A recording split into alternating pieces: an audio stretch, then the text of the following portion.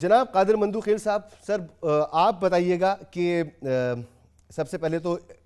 جو زرداری صاحب کا ہم نے ابھی انٹرویو سنا، اس کے بعد بڑا واضح ہو گیا یہ سمجھنا کہ اگلی جو حکومت ہوگی وہ بھی یہ سمجھتے ہیں کہ ایک یونٹی گورنمنٹ ہوگی.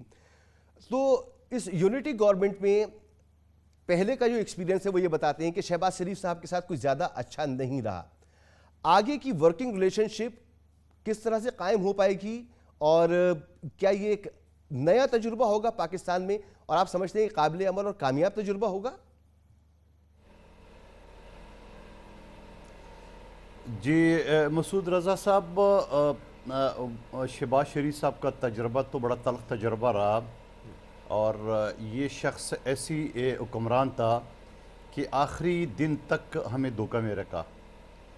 اور نہ صرف ہمیں دھوکہ میں رکھا بلکہ اپنے حلقے جو کراچی میں NA242 بلدیہ ٹاؤن ہے ان کے عوام کو بھی دھوکے میں رکھا.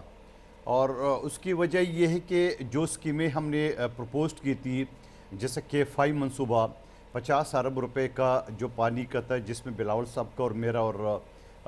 شہباز شریف صاحب کا حلقہ موجود تھا، عین ٹائم پہ انہوں نے اس کو ختم کیا، بولے پیسے نہیں ہیں. دوسرا جو معاہدہ MQM کے ساتھ ہوا تھا یا پیپلز پارٹی کا ڈیمانڈ تھا کہ وہ K4 منصوبہ جو بہت عرصے سے التوا ہے، اور آپ کو یاد ہوگا کہ بلاول بھٹو زرداری صاحب نے شہباز سپیڈ کا نام دیا ہے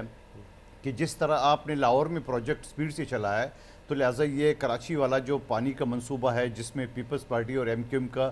بھی مطالبہ اس حوالے سے، اس کو بھی جلد سے جلد چلا کے اور اس کے لیے فنڈ مہیا کر دے، کیونکہ صوبائی حکومت اپنے حصے کا فنڈ پہلے سے دے چکا تھا. تو شہباز سپیڈ صاحب نے صرف 17 ارب روپے اس کے لیے رکھے، جو کہ آدھے تنخواہوں میں چلے جائیں گے یا چلے گئے. K5 منصوبہ سرے سے انہوں نے ختم کر دیا، 1 روپے اس کے لیے نہیں رکھا. تو میں سمجھ رہا ہوں کہ شہباز شریف صاحب کا جو تجربہ ہے، کم سے کم میں تو نہیں سمجھ رہا ہوں کہ PDM میں یا 16 مہینے کی جو حکومت میں پارٹیاں دی تو وہ شہباز شریف صاحب کو قبول کرے گا. اور ہاں، یہ بات زرداری صاحب کی بالکل ٹھیک ہے کہ 172 کی سیٹیں جو ہے نا، کوئی پارٹی اس پوزیشن میں نہیں ہے کہ 172 کی